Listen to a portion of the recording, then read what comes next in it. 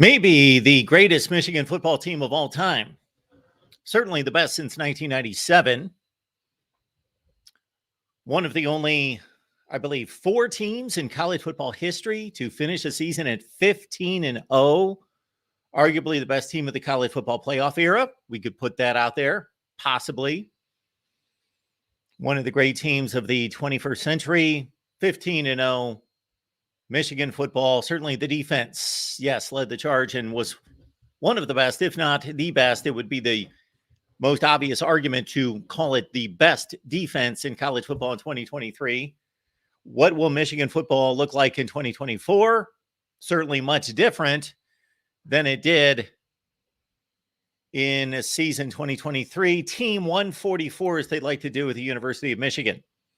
Welcome into the Voice of College Football Special Edition. Michigan Wolverines Live typically comes your way and will again this week with John D'Adamo hosting Tuesday nights on the Michigan channel. So right now we are simulcasting on the main channel. We're on the Michigan channel simulcasting, so you wouldn't be able to lose us and certainly be able to find us on this Monday morning, 10 a.m. Eastern time.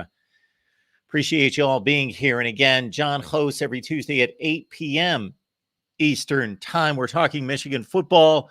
2 huge, enormous declarations for the NFL draft coming down on Sunday. J.J. McCarthy, quarterback, the most successful quarterback by winning percentage in modern college football at 27-1. How about that?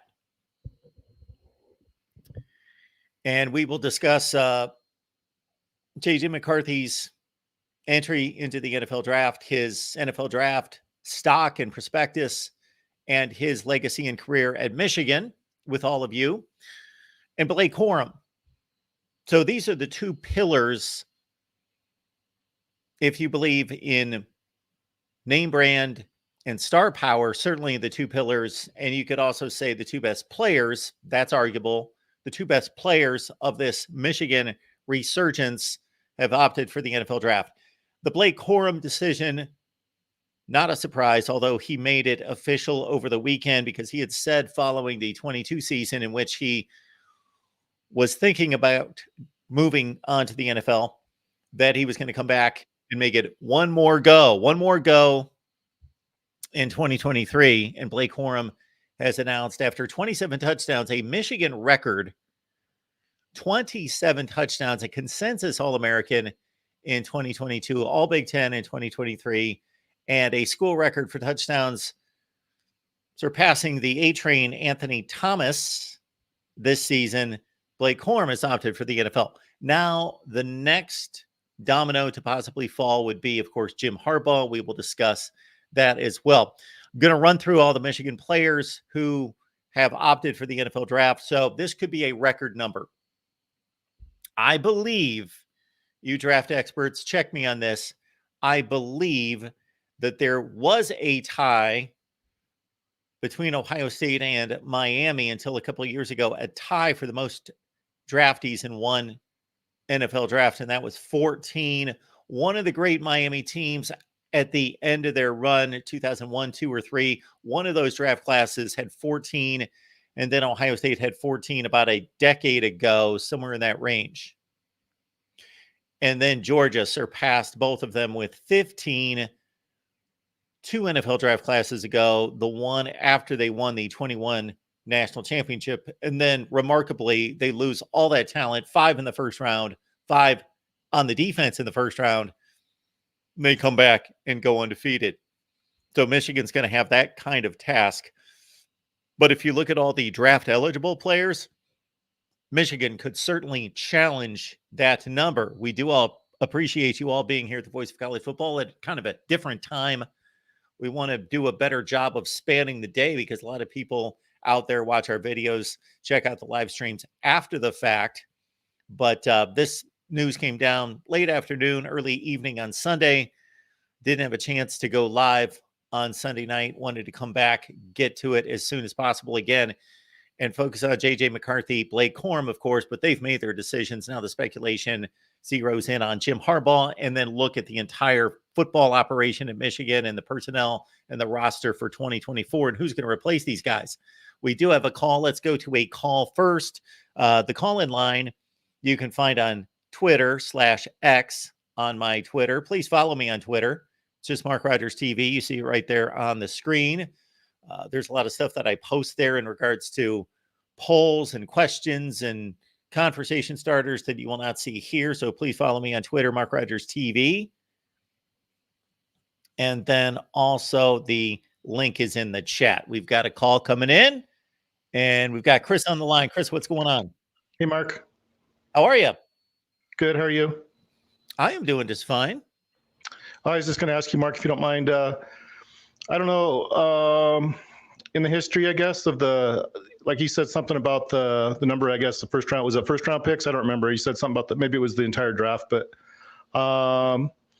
is that the way to kind of assess the degree to which the program, I mean, that's kind of how we base it now, is on how many draft picks are, is that kind of is that a fair way to judge a program? Is that one way to do it, I guess? I mean, I guess well, it it's is. one way to do it.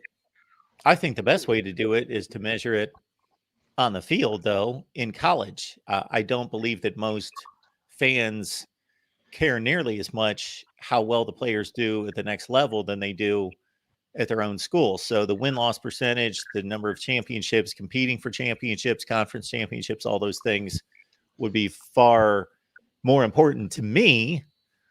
But certainly this is a measure of how well you recruit and then how well you develop and move players into the NFL. And then it's a great selling point, of course, going forward to sell recruits that you produce NFL players. Now that, I don't know what to call it, I guess, other than just a statistic.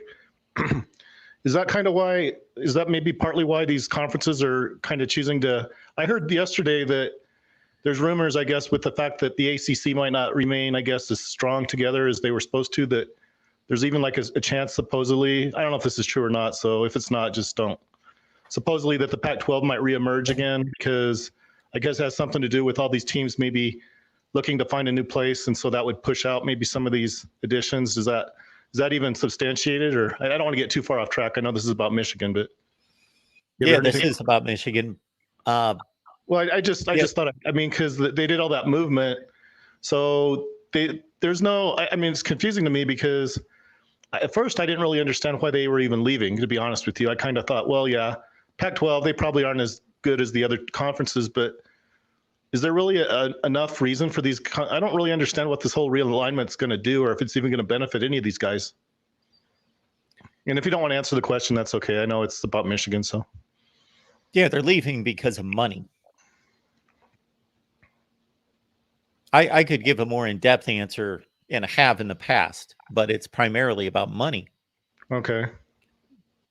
Well, there's no academics associated with any of these movements. It's all just about television deals. And I mean, there's academics related. The Big Ten in particular is picky and choosy about academic requirements. That's certainly a thought. That's part of it, the equation. I think it becomes less and less. And the ACC has its academic standards, which I don't know with the three schools coming in, Stanford and Cal, their academic standards, of course, are through the roof. They're high. But SMU, I can't comment on their academic status off the top of my head. Well, my guess, not knowing, would be that they'd be pretty far up in the upper end of it for them to even be considered. So we can almost figure these things out without even looking into it. The other question I was going to ask, if you don't mind, and this isn't a criticism of you, Mark. I know sometimes I say things that are critical. I apologize. I get so frustrated sometimes because it seems like because I work really hard to try to help people, and it doesn't seem like anything I do really does much good, but that's another point that doesn't even really matter. But with the 27-1 record, you said that's representative of the kind of quarterback he was. So doesn't that kind of say a little bit about Texas Christian? I mean, you might not want to admit it, but the fact that Texas Christian was able to beat the only team that was able to beat Michigan was Texas Christian. Nobody really seems to want to talk about that. Well, I'll talk about it and have talked about it. Yes, that's a valid win. It's not a mistake. It wasn't fixed in any way. It was not an official's call. Sure, there were officials' calls, but we can talk about officials' calls in this year's national championship game and in other games. I think based on the track record for the rest of the season, most people, the great majority of people, would consider Michigan to be a better football team overall, but TCU was better on that day and they won the game.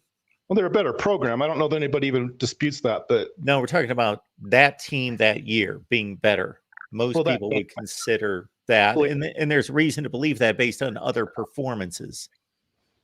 Well, I mean, we can isolate it down to one game, and then if we really want to get nitpicky, we can isolate it down to those calls that may or may not have influenced. I mean, I don't know. That most disputed one was the Hail Mary that was caught at the one and didn't go into the end zone or something? I mean, does it have to go into the end zone for it not to? I don't quite understand the philosophy because, okay, so maybe he scored. I mean, I don't know. I mean, does that really change anything? I'm not really sure I understand the whole idea that, oh, Michigan was cheated out of were they really cheated? I don't know. Maybe you can help me figure that out because I don't think anyone truly knows. Okay. I don't think anyone truly knows. Any football team worth its championship pedigree, if they complete a pass down to the 1 yard line and they've got the ball at the half yard line with 4 downs to get it in, should be able to get it into the end zone. But that doesn't necessarily mean that they didn't pass the ball into the end zone. I thought it was a touchdown pass. I thought that, I believe it was Roman Wilson, got into the end zone, but they didn't see it that way. So we're not going to argue about that call here.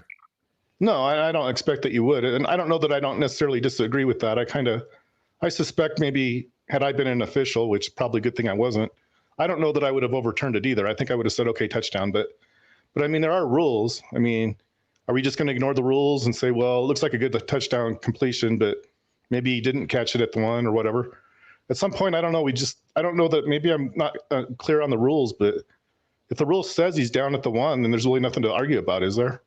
I mean, I don't quite understand what the whole point of it is. Well, they said it was a touchdown. They shouldn't have turned it over or whatever. Well, what's the rule? If the rule says that he's down, then he's down. That's why I don't quite understand the logic behind, like, well, it should have been a touchdown because it was ruled a touchdown. You can't overturn a disputed call unless there's evidence or something like that. Yes, we have rules. They're very clear. We have rules. They are clear.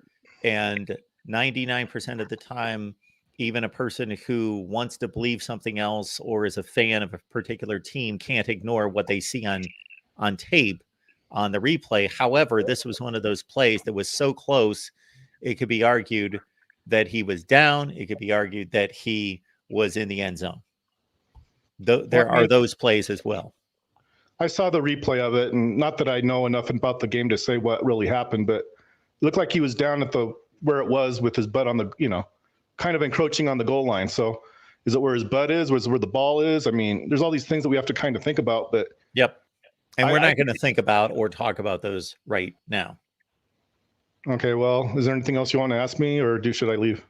Well, I didn't bring you on to ask you questions. Well, I understand that. So do you have anything else for me? Well, no, I mean, I was kind of trying to lead to something, but it's like, I don't want to make it look like I'm promoting something that's not. Are you leading to something related to Michigan? Yeah. Okay. Well, which is? Well, no, I mean, in a roundabout way, I don't know. I mean, so if they didn't win the game, then they shouldn't be complaining, but whatever. I mean, that's okay. They don't have to like it. What I was going to ask you, though, was you remember how Ohio State had a chance to beat Georgia in the Peach Bowl? Yes. Okay. The thing I want to ask you, and I don't know how easy it is to make a 50-yard field goal. In all fairness, I don't know if that's easy to do or incredibly hard. I've never had to try it, but should Texas Christians or anybody actually really should their aspirations, I guess, hinge upon one play like that? Because that play made a big difference, I think, in terms of what happened afterwards. I don't know if you agree with that, but maybe even about the Ohio State Georgia field goal. Well, the fact he missed it, which, anybody can miss it. If he would have made the field goal, Ohio State would have won the game and been playing TCU in the national championship game. Well, okay. Well, then the point I'm coming to, I guess, would be at that point we have 4 teams with kind of not necessarily an identical record, but why is it only 2 teams get to, when you have 4 teams that are basically tied? I don't know what else to say about it. Maybe not exactly, but they weren't tied because Georgia won the game, so they finished undefeated. Ohio State lost a second game, Michigan lost, and TCU lost a second game against. I'm arguing in favor if Ohio State had won. I'm not arguing in the favor of the win. If they would have won, then they would have been playing for the national championship, and most people believe pretty logically that they would have won pretty easily. But you don't know that. No, we don't know that. Okay, well, that's what I'm kind of getting at. I mean, the fact TCU got annihilated, which I'm not going to pretend like they didn't. What we know is that the officials made certain calls in the Michigan TCU game that could be disputed. However, TCU won the game.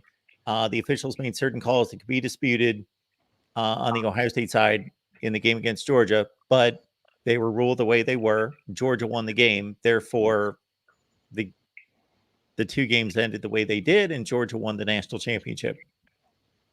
Well, they eventually won the national championship. I guess the question I have, Mark, it's like, do we really have disputed calls, or just maybe objection? We just don't agree with the, I mean, there's kind of a difference, I think, between the two. Disputed in what way? Because that one in the Texas Christian game, because they didn't call a collision or whatever, they said it wasn't, oh, that's a bad call because they didn't rule it as like targeting. I mean, to me, it's like, that's a judgment call. There are judgment calls, and then there are black and white by the rule that are, as long as we've got the technology, can be proven one way or the other. A player's foot can land close to out of bounds, and either it's out of bounds or it's not out of bounds. That is not a judgment call. Now, it might be difficult to be able to see it. Then there are judgment calls like holding, pass interference, targeting. Well, it almost seems to me like almost every call that, even whether we like it or not, can be disputed. And that's kind of where I'm going with it. But if you don't agree with that, I guess that's all right. I mean, if you want to look at it like it's black and white, that's fine. I don't know that it ever is black and white. But what does this have to do with Michigan's 23 season and their 24 season, and the players that are moving into the 24 season? You don't seem to want to agree. So, I mean, I could tell you, but it's not really going to make much difference if you don't want to hear it. But that's fine. Well, okay. I mean, I think there's this thing. Well, can I at least tell you? I mean, maybe you don't want to hear it. Yes, if it's related to what I just mentioned. Well, I think it is, but like I said, if you don't, okay. Well, I think part of the reason that Texas was invited to the playoffs, I think, had partly to do with the fact that Texas Christian did so well last season. Well, maybe I'm wrong. So it's like you have to kind of build upon something. And I'm not saying that Texas necessarily didn't qualify, but at what point isn't even that's kind of a judgment, isn't it, about who goes to the championship and not necessarily who wins it? But so, I mean, we don't have much to dispute on who goes to the playoff. Absolutely. It's a judgment. We have 13 people determining who makes the playoff. It's a judgment. Well, no, but I guess the point I'm trying to make, Mark, if you'll let me finish, is that, there's no dispute about who won the championship game. That's kind of the point I'm making about the Fiesta Bowl. We can dispute whether or not it was the right call or whatever, but there's no dispute about actually who won the game. So what does this have to do with the 23 Michigan team and the 24 Michigan team? Well, I think I already tried to explain it to you. It's like, no, you didn't. You're stuck in 2020. Not really. Yes, you are. You're disputing a game in 2022, and we both agreed, I think, that there are calls to be made that could have gone either way, and Michigan could have beat TCU, but they didn't. Ohio State could have beat Georgia, but they did not. Exactly. What's that have to do with 23 and 24? It does not have anything to do with it, Chris. Thank you for the call. Good Lord. I've got a New Year's resolution to not say moron, idiot. Okay. Thank you for being here at the Voice of College Football. We're talking about the Michigan football team for 2023 and 2024. We'll try to stay on topic. Most shows we do here at the Voice of College Football, most shows, almost every show, do call-in shows. You can call about the 1908 Yale team if you'd like. I may not have much to say in response, but you certainly are welcome to do that. Talk about anything related to college football. However, this is the Michigan Live Show. And if we were going somewhere with the Michigan TCU situation, I would have been more open to that because it is Michigan Live, and that's the only call we're getting. So we do have the call-in link. We've got about 100 people watching. So any of you can call in at any time. But we just had two of the most prominent players in the history of Michigan football declare for the NFL draft. And we've got a mass exodus, not in a negative way, meaning that they're wanting to leave or wanting to leave in some negative connotation, but obviously a mass exodus in regards to Michigan players leaving to go to the NFL that we will run down here at some point when we get to that point. But as long as we've got calls, we'll take the calls. We've got Jared on the line. Jared, how you doing today? Good. How are you? Can you hear me? Yeah, we got you. It sounds like you're in the car. I am. Yeah. I just wanted to call in quick to comment on the season. 36 years old. I remember the '97 team, but this one, my son was born in May, and he won't remember this season. But having him and watching this season, you know, sign stealing or not, I'll always have these memories. It's just watching it with him and my dad, and sometimes things just go kind of beyond sports. And it's the memories that, you know, you remember when people are gone, and I remember my grandpa and things like this. And I will say two things. One, the Rose Bowl. It's funny, the Rose Bowl felt more like the national championship. I will say that. All credit to Washington. And but my favorite win of all time is still going to be that 2021 Ohio State game in the snow. That one, the national championship's amazing, but I bawled my eyes out when they finally beat Ohio State, a legit Ohio State. Denard, I love him, but that wasn't a legit Ohio State team with Fickle. So that's all I had to say. I just, you know, I know for Ohio State fans, and you know, obviously they're not going to be too happy, but you know, think of it this way: is on the other side, we're humans and fathers and sons, and you know, you guys have enjoyed this, and so we're finally getting to be there with our family and friends, and it's wonderful. But thank you. Well, I appreciate the call, Jared. I certainly would say that on the Ohio State side, or really any rivalry side, that yeah, there's just something special about those games that even are more important than championships. I would say the same thing throughout the course of my life. The most cherished games are Ohio State Michigan games, and not necessarily a championship game following that are going to be more important to national college football and the respect and the honor and the prestige awarded to the national champion. But the Ohio State Michigan game is one of a kind, and it's the ultimate goal for any particular season, and especially when you've been dominated for a long time, to break through. Of course, that was special. That scene was unlike any scene that I've witnessed, at least on television. That 21 game, sure. And then I had one more. I meant to jump off, but I got ahead of myself. Do you think that the Big Ten, hopefully in a few seasons, will split us back again, so we can just have West versus East, and we can make sure that we protect the game? To me, honestly, I mean, that's I know it sounds crazy, but that's to me is an important as a national championship. You know, I mean, my friend asked me, hey, would you rather beat Ohio State for 100 years in a row or win the national championship? And I'll be honest with you, prior to 2021, I said, I'll take Ohio State 100 times in a row. Now that I know we can have both, obviously I want to be greedy. But I just, gosh, I don't like the fact that we could, I like the fact that we can knock each other out. It just puts so much, just everything on that game is we can knock each other out of the playoffs, out of everything. And it's the same time every year. It's just, I think it's one of those things that I know everybody else has their rivalries, but I just think this one is just like one of those ones that everything should be done to protect it. where we just kind of play each other once and winner kind of just takes all and moves on. But I'll hang up and see what you think about that. Thank you for everything All you right. do, Mark. Thanks, Jared. Have a good day. Yeah, I think this is a real problem for the Big Ten and a real problem for college football. And I think this is the most obvious case of it. So we could run into this situation involving two powers that emerge in the SEC or otherwise, the ACC, the Big 12.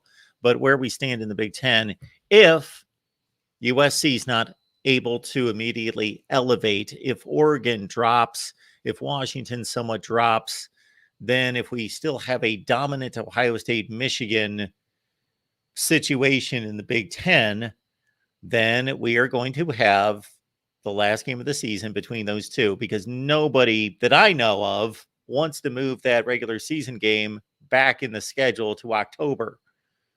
You talk about losing punch, knowing that, okay, well, you're Ohio State and you're going to play Maryland the next week. And if you're Michigan, you're going to play Rutgers the next week. And it's in the middle of the season. And it's just, we all have grown to be accustomed to and to love the buildup and enjoy the buildup and the anticipation of the climax of the end of the regular season. Ohio State, Michigan. I don't think that's going to change. Although we currently have a situation, but let's understand this is rare. If you take this series back from the time I started watching in the late 70s, sure, there would have been a number of repeat Big Ten championship games if it was just the top two seeds. And if there was a Big Ten championship game before 2011, that would have been Ohio State, Michigan. There would have been some, but not that many. Primarily because there were some other good teams in the 80s. For one thing, you had a shared number of championships among a lot of teams involving teams that we could not even consider coming close to a Big Ten championship now, like Illinois, Iowa, and a few others. Michigan State, of course, won some championships in the 80s as well. And then we get to the 90s, and we could take it on through. So what we are witnessing right now with Michigan elevating all the way to the top of college football and the top of the Big Ten the last 3 years, and Ohio State really not dropping, matching Michigan in every other game, but then losing the game, that everything rides on that game. I think we're caught up a little bit too much in recency, thinking, oh, this is the way it's going to be all the time. No, this is the way it's been for 3 years. When at any other time was it like this? 2006, 1 year, just popped up 1 year. Ohio State's 11-0, Michigan's 11-0.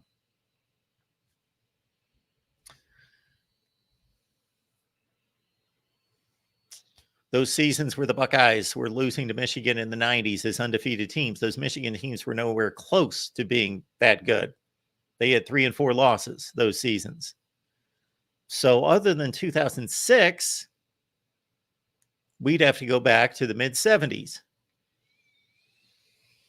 And then on top of that, so that's in the current Big Ten. Now you add Oregon, Washington, USC, UCLA, and you add more possible losses, and you also add more variables. So for as dominant as those programs are right now in the Big Ten, I think it's going to be fairly rare, although the betting odds would certainly be on that game being the one that's going to be repeated in the championship game more than any other matchup at this point. So yeah, that's going to take something out of the game. For me, I think it's similar to 2006, where there was talk of there being a rematch after the regular season game that was so close, and Ohio State barely won at home and was the consensus number 1, and Michigan was number 2. And do you really penalize a number 2 team that goes on the road, only loses by 3 to the consensus number 1 team? Well, then Florida won the SEC championship game, and the decision turned out to be the right one because Florida turned out to be the best team, but also because you're awarding another team an opportunity at a shot rather than a repeat. But there was talk, and it seemed legitimate at the time. And then, of course, Michigan went to the Rose Bowl and showed that they weren't worthy either. But that aside, in the moment, the decision almost was Ohio State, Michigan for the BCS championship game, which would have been, I think, when it happens once, meaning the first time it happens where there's a Big Ten championship game involving these two in a rematch, that's going to be interesting, intriguing. There's going to be intrigue and buildup, and this is novel. This is historic that they play again. But then after that, if it happens, let's say 3 times in 5 years, especially if the game before doesn't mean much to one of the teams. And I'm going to take this call in just a second after I get through this point. What makes it even worse, the possibilities, what makes it even worse is that the last 3 years, 21, 22, 23, not only would Ohio State and Michigan have repeated in a Big Ten championship game, they were so secure and so far ahead of everyone else, they didn't even need to win the game to get to the Big Ten championship game if it was a 1 versus 2 seeding. So it's not like, okay, it's one thing that you're likely to play next week, but one of you has to win, or both of you have to win. But when you're both so clearly ahead of everyone else, whoever wins, whoever loses, you're going to play next week. That's, again, the likelihood of that happening in the future Big Ten is decreased, I think, considerably by the number of teams and the quality of those teams adding losses to schedules. And then also just the fact that it's not a do or die. They're most likely going to be playoff teams. Now, if Ohio State shows up at the Michigan game and they are 9-2, then it's going to be do or die. Not just for a Big Ten championship game, or maybe they'll be out of the Big Ten championship game. Maybe somebody else, USC is going to be 11-1 or 12-0, and Michigan's going to have the Big Ten championship game spot wrapped up, but Ohio State's going to be playing for its playoff life. There's going to be those different variables. It's going to become more interesting, and there's going to be more moving parts that make it more interesting in some ways. But just like the NFL now, there are going to be other situations and scenarios that are going to make our stomachs turn, because we're going to think, this really takes away from this game, and this is a shame. You can't have it both ways. All right, we got JR on the line. JR, what's going on today? Not much, Mark. How are you? I am doing just fine. Hey, I was calling in. I tell you, and for those out there who don't know, I am an Ohio State fan, so I feel a little dirty calling into a Michigan show, but that's okay. It's been done before, yeah, so I figured. I'll just bring a little bit of what the Ohio State fans are talking about with Michigan right now, what I don't agree with at all.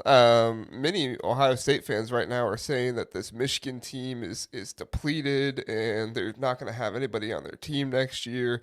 And I tell you, I'm not as scared of them next year as I was this year. I mean, I can admit that honestly, but I still think this is going to be a darn good football team next year. And even if they don't have Jim Harbaugh, they're still going to have Sharon Moore, who outcoached, Ryan Day, just a month or two ago, right? Yep. So, they got a number of guys coming back on defense. I really like that Keon Sabb guy. Yep. Derek Moore, Rod Moore, I think is coming back as well. That Ernest Hausman is coming back. I don't know. I don't see where people feel like this Michigan team is going to drop off substantially. I see where they're coming from with the offense a little bit, losing JJ. But in the world of the transfer portal era, I mean, Michigan could go out and they could get some, solid offensive pieces in the spring portal, don't you think? Well, I think that's going to be the plan, and that's what they've done in the past. But it's one thing to go out and fortify an offensive line like they've done the last two transfer portal cycles, and it's another thing to go out and get a quarterback. So if they are not sold on Alex Orji and or Jaden Davis, who of course is a true freshman, Right. so I don't know what else the depth looks like on that roster, but I think those are basically the two guys we're looking at. I don't know who's going to be. Yeah, we don't know who's going to be available in the transfer portal as a quarterback. Now, Will Rogers has decommitted from Washington because of Right. Kalen DeBoer leaving. And excuse me. Shoot, there's another quarterback that I had in mind that's Was it still out Talia? there. Pardon me? Was it Talia? Oh, Talia. Yeah, there you go. Tunga Yeah, that was Bailoa the is one I was gonna still say. out there. Because I don't think his waiver's been cleared. But man, if they got Talia, again, I would not look forward to playing I mean, obviously, I look forward to playing the game and everything like that. But I think Talia changes an entire offense with just his mobility and what he's able to do. I mean, we saw what he was able to do at Maryland. I just think he's a really good quarterback with some inconsistencies, but man, he could really help that Michigan offense next year if they get him. And I think their approach would coach him out of some of those mistakes. They'd have a better defense. They'd have the game under control more. He would feel like uh, just a more of a game manager and that he wouldn't have to carry the team to victory. Plus, I just think that they would flat out tell him that those kind of throws aren't tolerated. Uh, Maryland probably beats Michigan. Now, I don't want to fault him because they're not in the game without him. Right. So he makes some great throws, keeps him in the game with about 250 yards passing, but he does throw 2 picks, and one was a pretty bad choice. And he does have a fumble that's a scoop and score where he doesn't protect the football. So he is more capable of those plays than anything that they want to tolerate, especially if Jim Harbaugh is still the head coach. And that's my thing with the Michigan defense is like all season long, they were just opportunistic to the other team making mistakes. I mean, Kyle McCord made mistakes with, and I know Ohio State fans will argue to no end about who that first interception was on, but still, it was a mistake that somebody made that they capitalized on.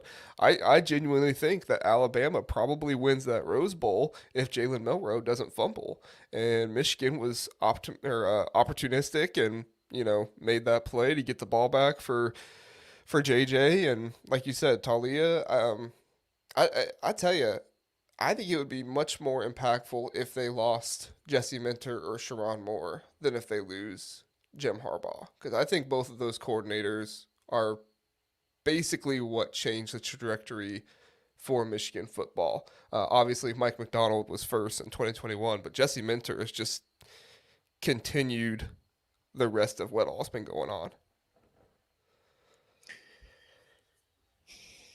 Yeah, I think Jim Harbaugh would be missed more or less right now than he would at other times during his tenure. And that's to his credit because he's built the program and surrounded himself with the right people and built it to a place where he can hand it off, just like we've seen other programs in college football and in the NFL continue success if it's done right. So I still think that there's something lost there. Yeah, I mean, there's definitely something lost there. But I'm still not even convinced he's going. Oh, I'm not either. I was just tweeting about it earlier today. I said, I'll believe it when I see it. He interviews almost every offseason. Yes. With somebody, and I think that was the leak about the contract. That why he didn't want to sign it was because they said he couldn't interview with NFL teams or couldn't talk to NFL teams or something like that. Which I don't know. I don't know why he does it. To me, it's like if you don't want to go to the NFL, don't interview. If you do, just go. But I don't know. He is a beat of his own drum kind of guy, and I would not be surprised at all if he's like, you know what? Nope, I'm just staying at Michigan and gonna keep on keeping on and see what happens with this NCAA stuff. Because at the end of the day, everybody thinks something's gonna happen, but the NCAA could very well just say, nope, we're not gonna do anything, or I wouldn't say not anything, but we're not gonna do anything substantial enough to keep Jim Harbaugh from coming back? I don't think there's any question that it's easy to see why he would leave Right. and why he would stay. Right. There are huge upsides to both. Uh, there is a huge downside to leaving as well, because if he goes 6-11, 6-11, and gets fired after 2 years, he's always going to have a job in college football, but it's going to derail his career to a certain extent, as opposed to, shoot, if he goes 9-3 at Michigan for the next 5 years, he's built up so much equity with the national championship that he's fine. He's good. And I'm not saying he's going to go 9-3. I'm just saying that that's about the reasonable floor that we could see, that there's less downside to staying than there is moving on to the NFL, where coaches are typically, chewed up and spit out.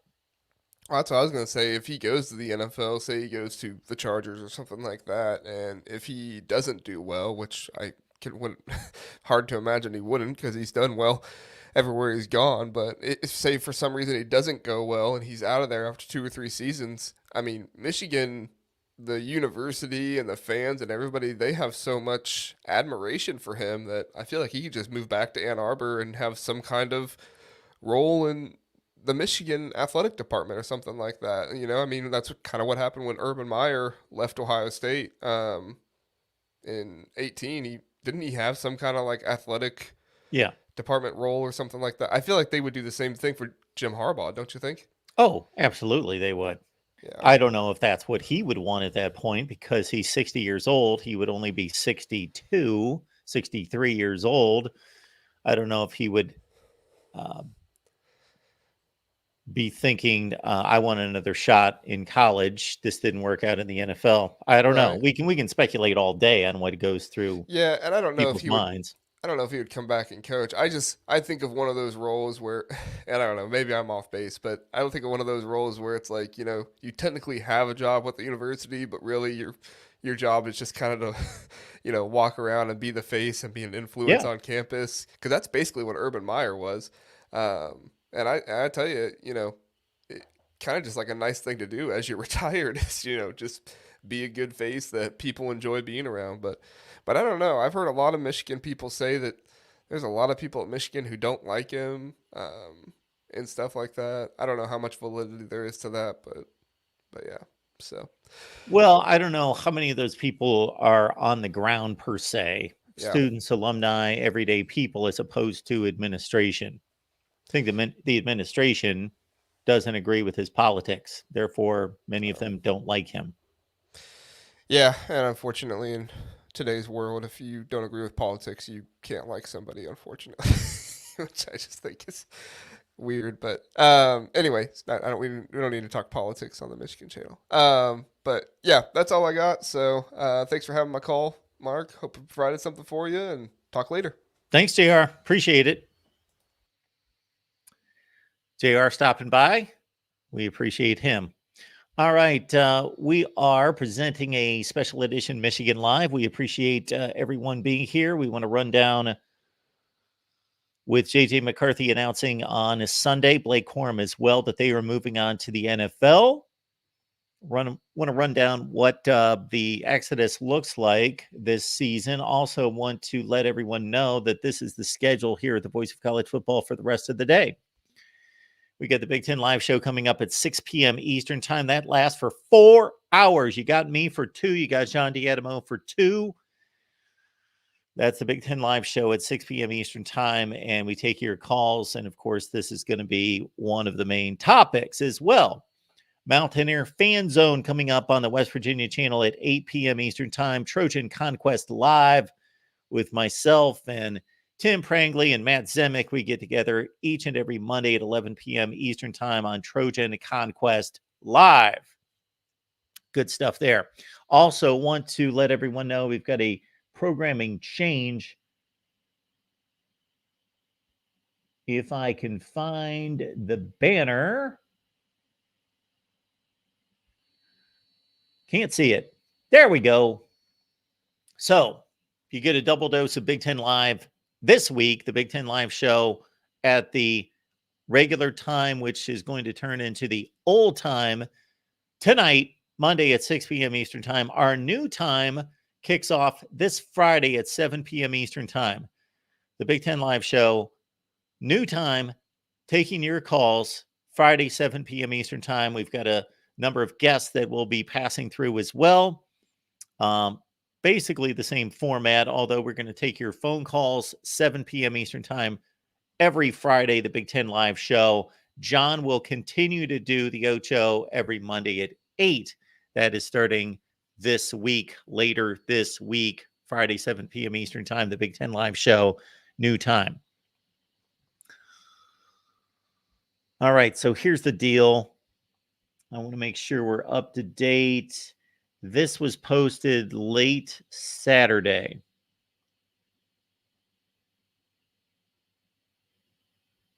No. This is Sunday. This was posted on Sunday, January 14th, fairly late in the day. So J.J. McCarthy declares for the NFL draft. If you are interested in J.J. McCarthy's draft stock, his prospectus, he most certainly is going to be a first-round pick. I would be shocked if he makes it out of the first round, not because he's for sure slam dunk first-round material, but because there's somebody out there that thinks he's first-round material. The scouts seem to be somewhat split on him, but there's 32 teams, and quarterbacks are of a prized position. Everybody is searching for a franchise quarterback. If we went through the NFL draft the last 20 years, we would see less than 50% of first-round quarterbacks pull through, and we would also see that a number of them, based on what they showed on film in college and based on their measurements and their skill set, were reaches, just because NFL franchises are so desperate to find that franchise quarterback. If their scouting was a little bit more acute, they would find that history shows that they could find those quarterbacks later in the draft. So he's going to go sometime in the first round, probably in the top 15. His 27-1 record is the best winning percentage among any Division I quarterback since 1970, with a minimum of 20 starts. Whew. That's crazy. Best record since 1970, 27-1. Did not lose a Big Ten game. Lost the one playoff game to TCU. 2023 Big Ten Quarterback of the Year and Player of the Game for the Rose Bowl. And I've seen one draft board target him for the Carolina Panthers. At number 12 is what I saw. I find it strange that the Carolina Panthers are drafting 12th, considering their lousy team, that they wouldn't be higher. Maybe I misread that, or maybe there was a trade. So that's J.J. McCarthy. And it seems like NFL scouts are enamored with the athleticism, the escapability, that he's a winner, that he's confident, his accuracy. I've heard that stated, although we would have had the argument late the previous season, meaning the 22 season, that he was not accurate throwing the ball downfield, that he was missing shots downfield, but that his arm strength is just decent. Blake Corum declared on Sunday as well. That was a formality based on his statements at the end of 2022 that he was coming back for one more shot, one more go. And he, again, is going to go down in Michigan lore for a number of reasons. One being that he won a national championship and that he came back when he could have gone to the NFL draft, and he came back to set records as well. Leads Michigan to a national championship, scores a record 27 touchdowns, set a new career program record for touchdowns, 58, passing Anthony Thomas, unanimous All-American as a junior, all Big Ten, scored at least a touchdown in every game. So, having computer problems. So, this thing's jumping all over the place. Okay. Our next guy is Junior Colson. So he will not make his senior season. He's declared for the draft.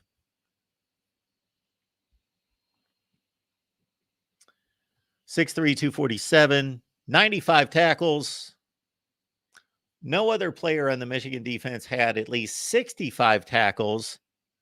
Junior Colson had 95, 44 solos, 2 for loss, a second-team All-American Big Ten, all-second-team Big Ten.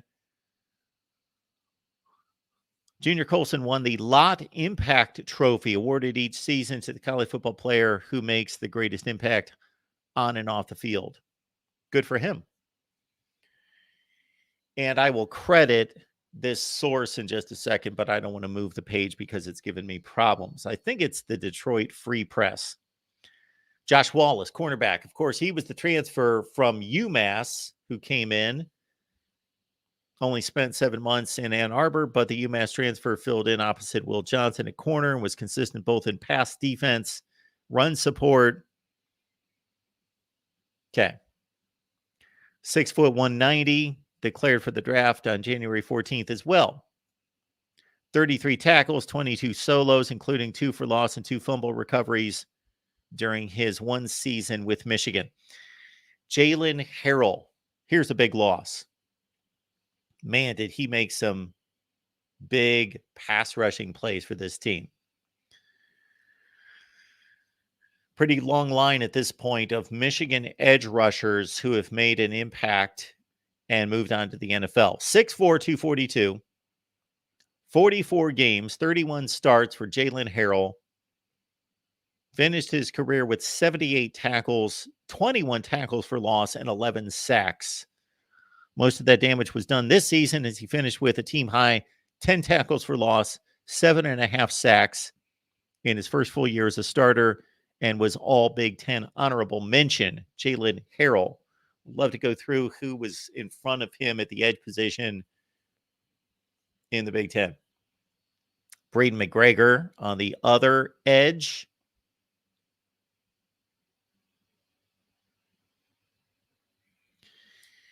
And so Braden McGregor announced just after Michigan won the championship, 6'6", 267. So bigger dude than Harrell. Didn't have the numbers that popped off the screen, but made an impact frequently as he shared the team Defensive Player of the Week award 6 times. Finished an all Big Ten honorable mention, 26 tackles, 9 tackles for loss, 4.5 sacks. Braden McGregor.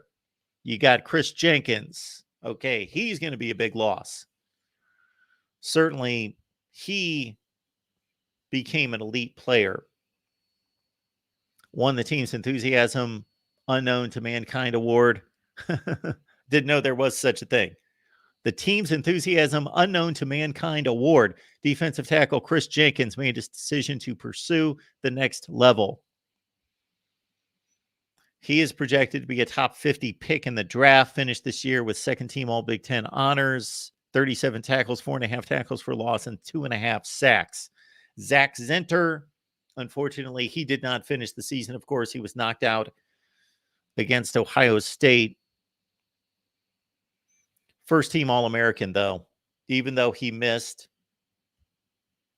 the fourth quarter of the Ohio State game, the Big Ten championship game. 2-time Joe Moore award-winning offensive lineman, of course, being on those 2 teams.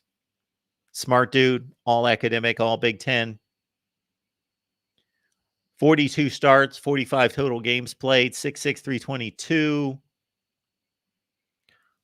Made all those starts except one at right guard.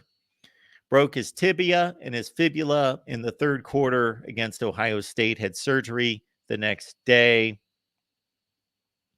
Should be back sometime late spring. Roman Wilson also declared over the weekend second-team All-Big Ten performer. 48 catches, 789 yards, and 12 touchdowns. None bigger than his game-tying score in the fourth quarter of the Rose Bowl against Alabama. And that was fingertip catch. 6 feet, 192. The measurables aren't eye-popping. No, they're not. Pretty short guy. But He has improved, and he extends plays into big plays. Okay. Drake Nugent, one of the great transfers for the offensive line, came in from Stanford, emerged as the starting center for one of the better offensive lines in the country.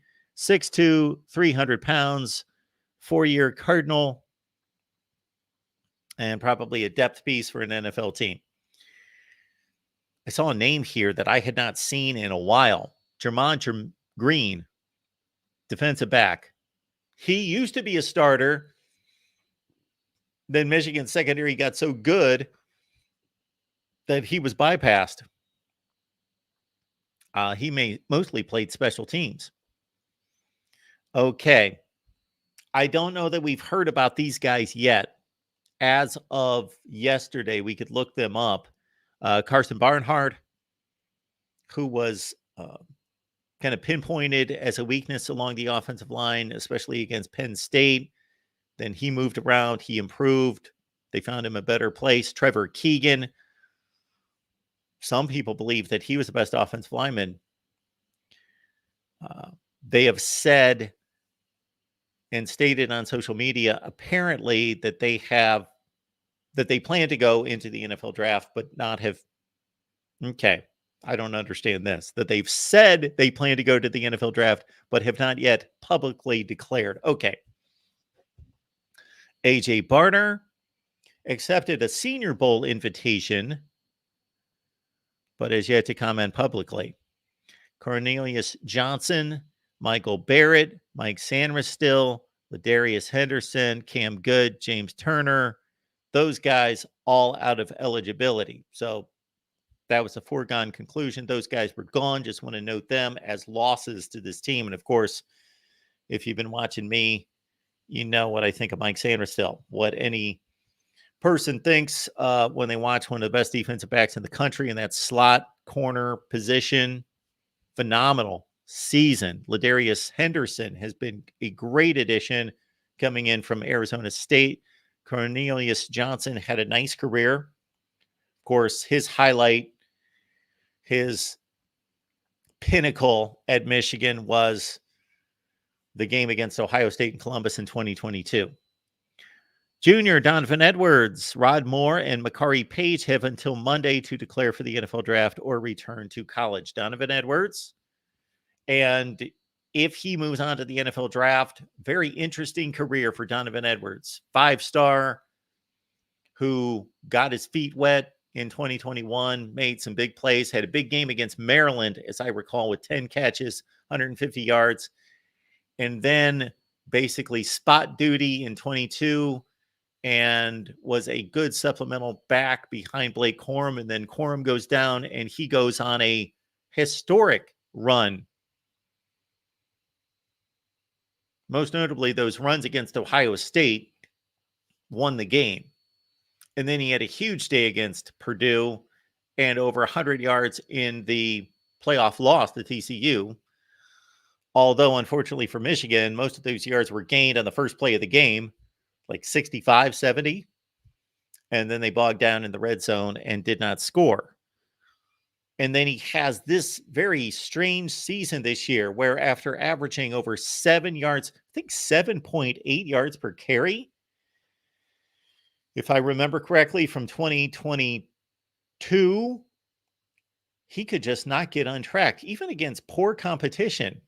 And I know that the Michigan offensive line and the run blocking was still good, really good, still top 10 or 15 in the country, but not arguably the best like it was in 21 and 22. But 3.5 yards per carry in college at a place like Michigan, where 9 of the 11 games you're playing, you're just mauling the other line. Just had a strange season, 3.5 yards per carry. And then boom, in this national championship game. Well, in the playoff game, I'm trying to think, he had a couple nice runs, right? But in the national championship game, breaks off a 40-some yard touchdown to get Michigan on the board, breaks off another couple big runs. I think he had 8 carries for 120, if I remember correctly. And so he finished his career off in style, if that's what it turns out to be. Rod Moore, had a nice career for a lot of reasons, but he's going to be remembered by fringe fans for the Ohio State interception to close off the Buckeye threat. Where'd he catch that ball? Down near the 15, 20-yard line, something in that range. And Makari Page. Makari Page made some really nice plays in the 2 playoff games.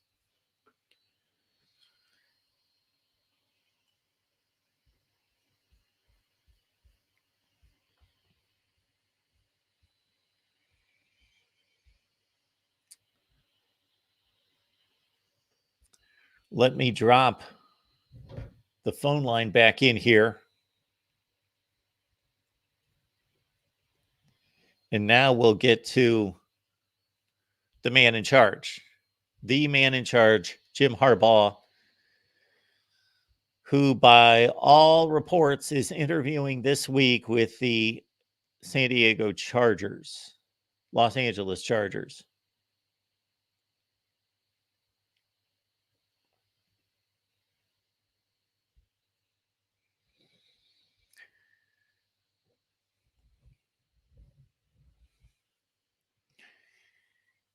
From a professional standpoint, why would he leave Michigan? I think the money's probably got to be about the same. He's going to make $12.5 million per year at Michigan. They offered him this 10-year extension at $12.5 million per year. Not too bad for a guy that 3 years ago was having his salary slashed in half. And now he gets moved up to $12.5 million per year.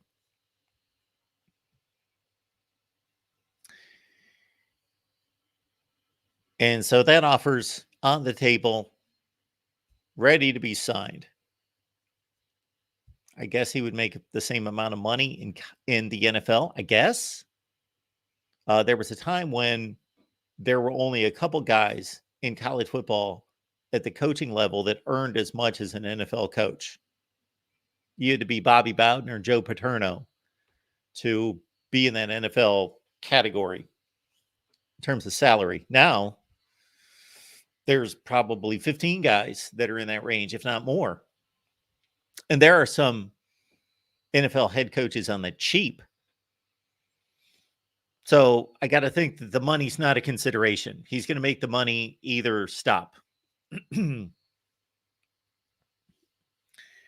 So his decision from a professional standpoint is, do I stay at Michigan and continue to build my legacy and do great things here?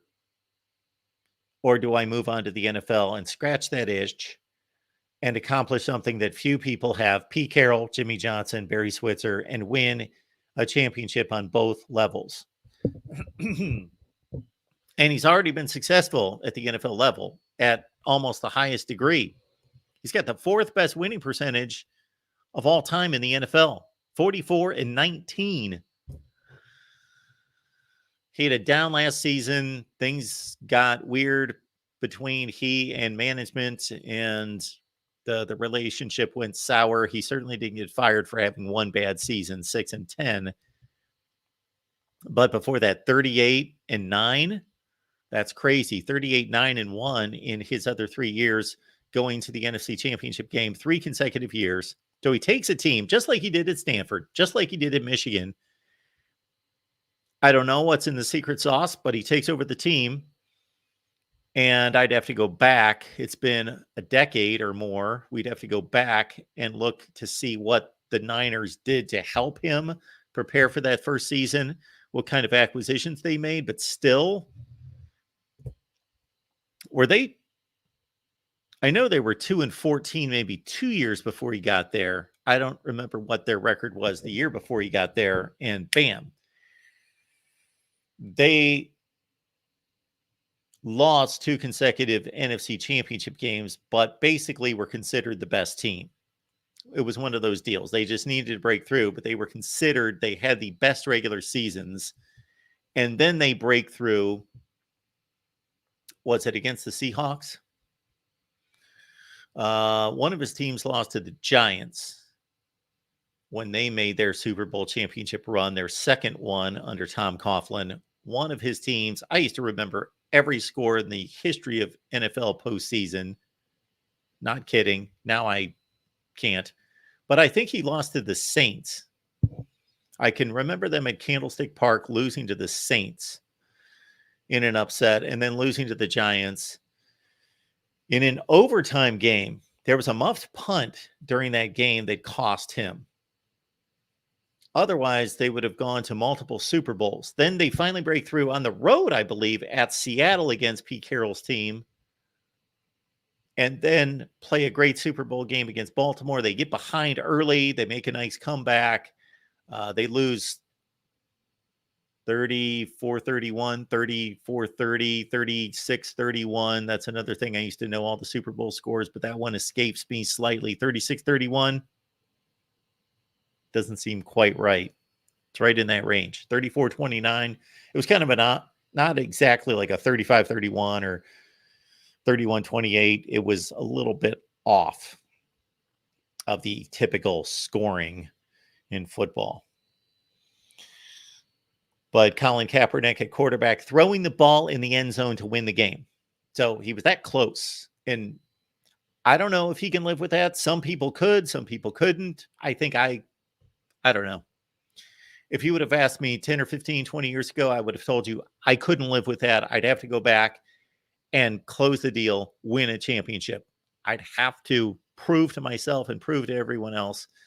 Now, I think differently. But I don't know Jim Harbaugh, whether that's a main driving force. I think he has said enough to give us an indication that it is a big factor, that he wants to go back to the NFL and push through. And I'm sure they're a close-knit family. He loves his brother. He's so happy for his brother winning a Super Bowl. Would have had it been against somebody else, but he would love to be able to go to Thanksgiving dinner in the future or whatever they can do as NFL coaches. Maybe they can't do that, but get together in the off season and be able to say, okay, I got one too. His brother, of course, does not have a college football national championship, but they're close. The whole family's close. Somebody had commented to me that they thought it was strange that Jim Harbaugh posted something where he was greeting his family and told them congratulations after the national championship game, that he was like confused or something. And I took it more as putting his other statements together, that he considered this a family accomplishment. This was not just his accomplishment, that he would have never been there except for his family. So he was congratulating them as well, saying, you won the national championship. I find the guy a bit awkward and aloof, but I like him, generally like him. There's nothing about him that I dislike.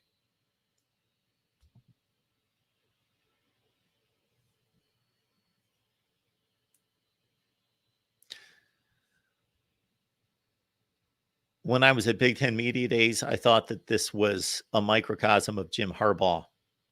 And I was standing right next to the guy that I'm trying to think what question I asked him. I can't remember now. But man, when Harbaugh showed up, and that was after the suspension was announced. No. Yes, that was right. So that suspension was announced. So, of course, he and Ryan Day are going to attract the biggest crowds.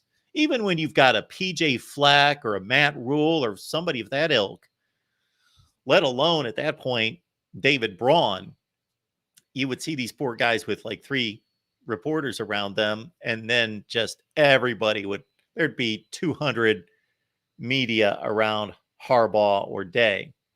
And especially Harbaugh because of the allegations and the suspension handed down. I cannot remember what I asked him. Anyway, the guy next to me asked whatever he asked. I don't remember, because the question was not memorable. Not that it was a bad question, but the response was memorable. This is Jim Harbaugh. Jim Harbaugh just was looking at him in the general direction, but was kind of off in space. And you would think most coaches have probably had those moments where they're just sitting there thinking, when we get done here, I got to do this, I got to do that, I got to check in on that, I got to make that call, I got to answer 14 text messages, and I'm just going to make it through. And they just pick up, okay, you want to know about the quarterback battle, you want to know about whatever. And they just say whatever. And maybe they don't even really take in the entire question or the spirit of the question. But Harbaugh in this particular instance didn't even take in enough to be able to respond at all. And he just had to say, shook his head and said, I'm sorry, my mind was it was somewhere else. I was thinking about something completely different. I'm sorry. You're going to have to repeat the question. I have no idea what you just said.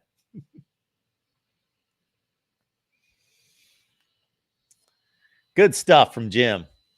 Good stuff from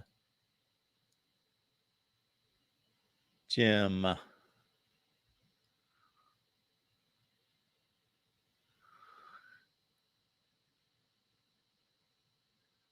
And I gotta say that somebody also made the comment about Colin Cowherd. This was our buddy Gregory, that Colin Cowherd made the statement that Jim Harbaugh was awkward. I don't like saying that about anyone. And if this was somebody that had less fame, notoriety, less popularity, I may not say that. If I was talking about one of you, I would not say that, because I don't want to demean anyone. However, he's in the public spotlight and he opens himself up to some level of, I don't even call that criticism, just evaluation. And he's got so many pluses.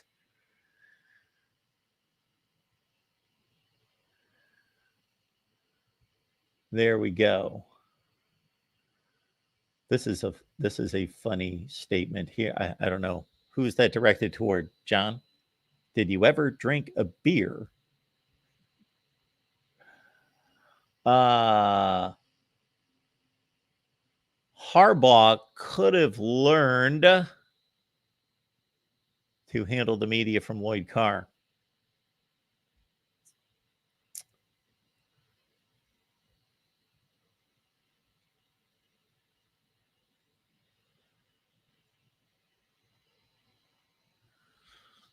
Everyone seems to be looking at this Michigan schedule for 2024 and saying, wow, they're losing 3 or 4 games.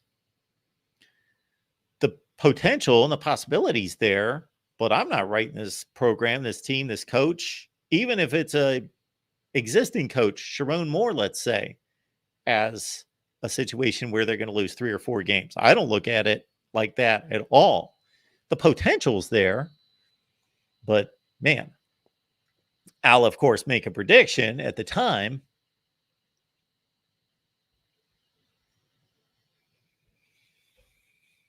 So for Jim Harbaugh, the decision comes down to legacy. Comes down to legacy. Do I want to continue to build my legacy here? Do I want to add to and complete the goals on the NFL level? It also comes down to what game does he enjoy better? And maybe part of him enjoys the college game and part of him enjoys the NFL game. And so he could go either way. And there are pluses and minuses on each level. Or maybe he does enjoy one level more than the other. Hopefully that difference is not catastrophic, or that should make his decision for him. I would hope he's just not chasing a legacy, that he's going to do what he truly enjoys to do. And maybe the only thing that comes to mind that could point in one direction would be NCAA violations. And I'm not talking about whether they're going to lay the hammer down on Michigan and make them vacate wins in a championship. I do not think that that's coming.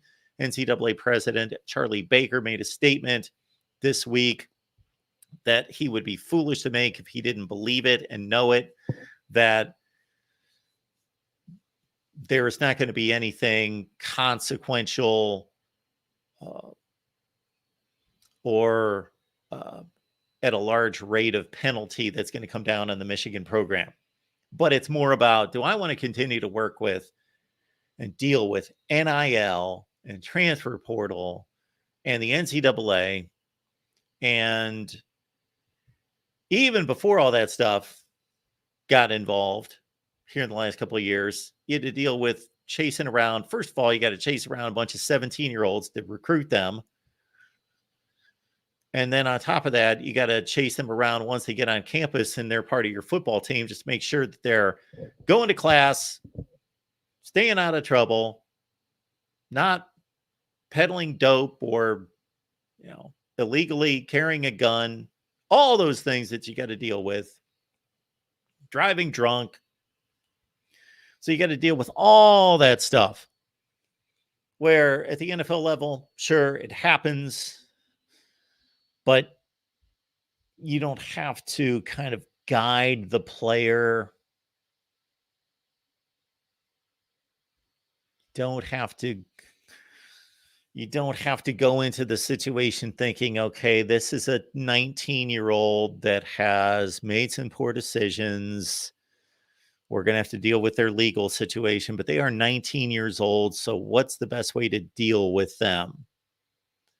No, you got a 28-year-old linebacker who does something like that on an NFL team. You fine them, you suspend them. They come back from suspension. They either usually that straightens them out, or they are, what's the guy's name from Arizona State who played for the Bengals? Vontez Burfict. Or they never become a reasonable citizen in the NFL and they just suspend themselves out of the league regardless of how much talent they have. But that's a rarity. Usually it's pretty cut and dry with NFL players and discipline. And the league deals with much of that. Well, if it gets to a certain degree, the league does deal with it. So just, man, the number of headaches and issues you have to deal with on the NFL level compared to college.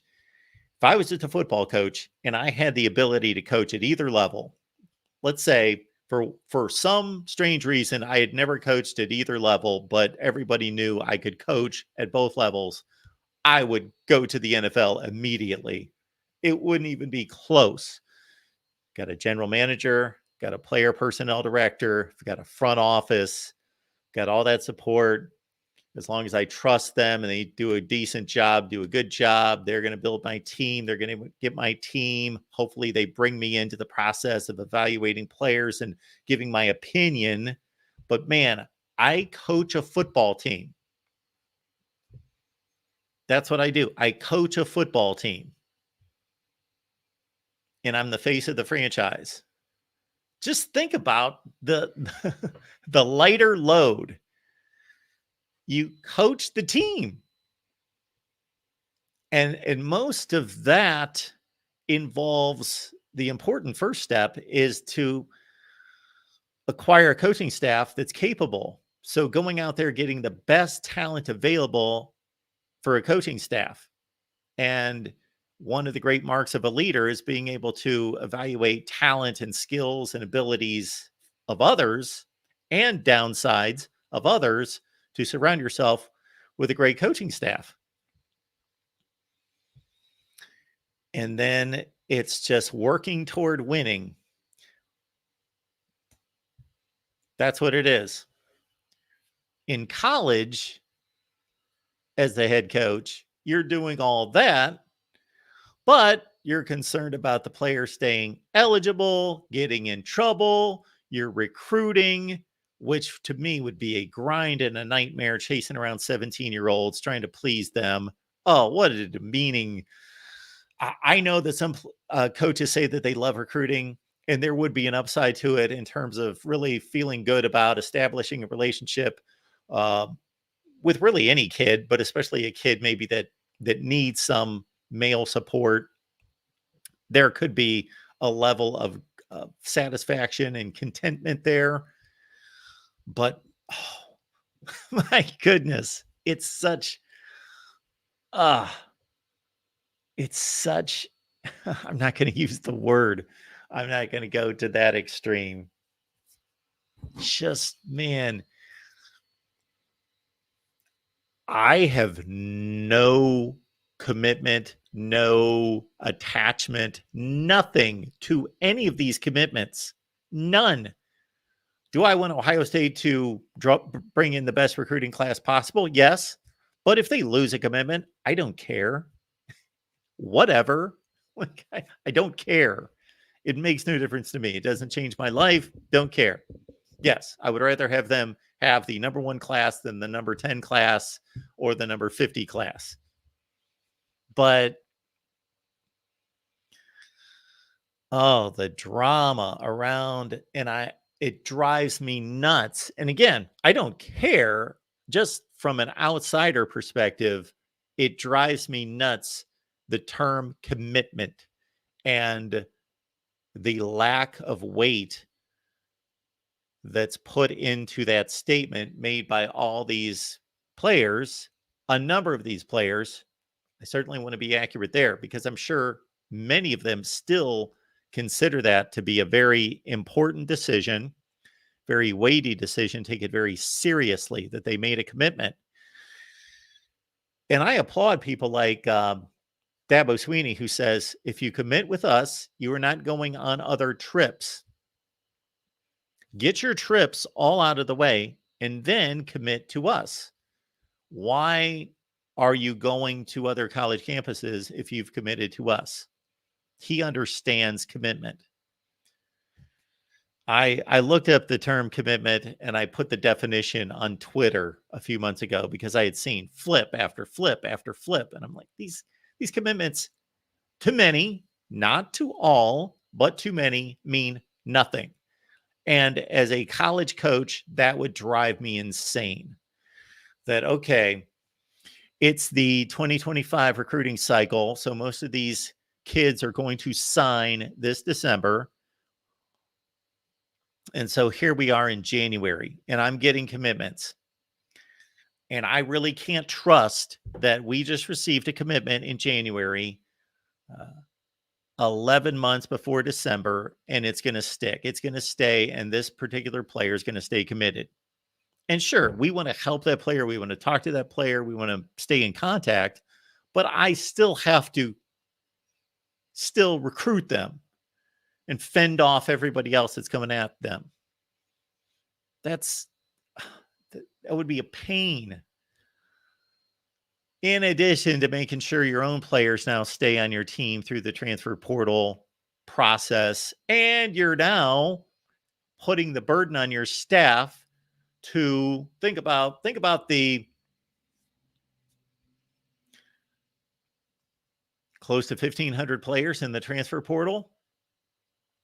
That would be about 12 per team. That sounds about right. About 1,500 players in the transfer portal.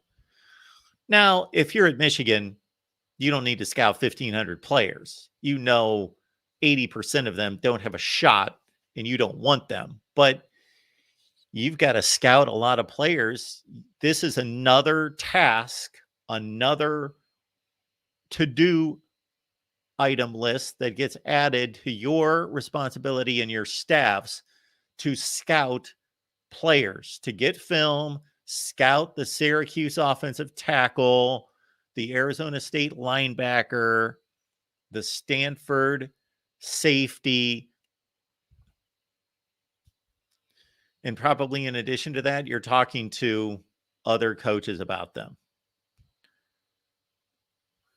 Give me NFL coaching any day. Any day. I would coach an NFL team for $5 million above coaching a college football team for $10 million. Absolutely. As John is reminding us here, tonight's show, same time, same format. We will see you at 6 p.m. Eastern time. John will see you for the Ocho at 8 p.m. Eastern time. Then going forward, we've got the Big Ten Live show starting its new time slot Friday at 7 Eastern. John will still be here every Monday at 8 p.m. Eastern Time. Later today, we've got the Mountaineer Fan Zone. That's at 8 o'clock Eastern Time on the West Virginia channel. And we've got the USC Trojan Conquest show at 11 Eastern, in addition to the Big Ten Live show at 6.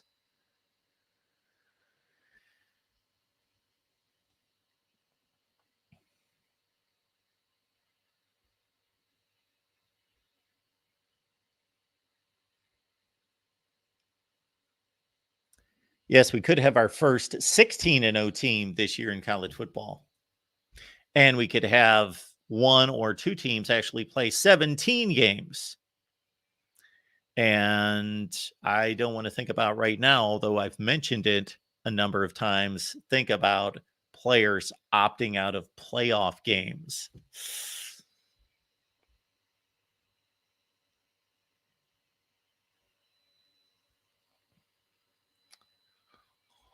Well, we do appreciate everyone being here at the Voice of College Football. Our next Michigan Live show with John is Tuesday night at 8 o'clock Eastern Time. The Amazon link's in the description section of all the videos. So I am going to do a bit of a promotion for Amazon. I don't know if you've heard of this company, but we're trying to help them out here at the Voice of College Football.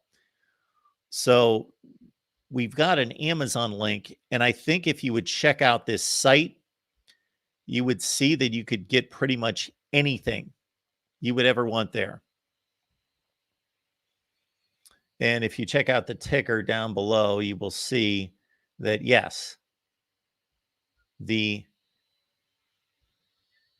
Amazon links in the description section of all the videos, including this one.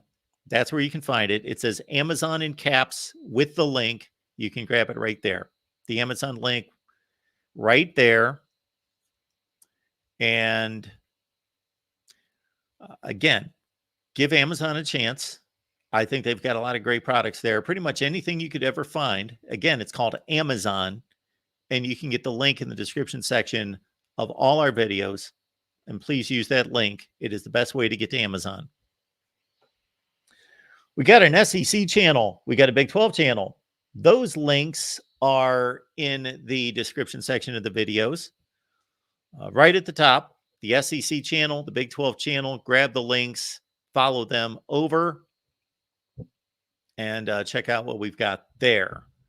We are looking to put together a weekly SEC show. More to come on that. More to come on that. I actually had designated a live stream today at some point originally to do and unveil our final rankings for 2023. That's not the final top 25. That's already released. You can catch the top 25 that actually makes sense. The top 25 that actually makes sense is already released, of course, right after the national championship game. But we are doing our 1 through 133 rankings for the 2023 season. And you can check those out. And we're going to deliver a live stream. I am not going to post a video. I don't believe on that. We'll just do a live stream with our 1 through 133 videos, 1 through 133 team rankings. And we'll have fun talking about that. We've done that in the past. It's been a great show with a lot of fun, a lot of talk, a lot of debate. 1 through 133. We're ranking all the teams in college football. And so stay tuned for that coming up here in the next day or two. Appreciate your time. Appreciate your support here at the Voice of College Football. Hit the like button on your way out. Please subscribe and check out the SEC channel and the Big 12 channel. The links are in the description section. And we will see you next time at 6 p.m. Eastern Time for the Big Ten Live show right here on the main channel. Have a great Monday.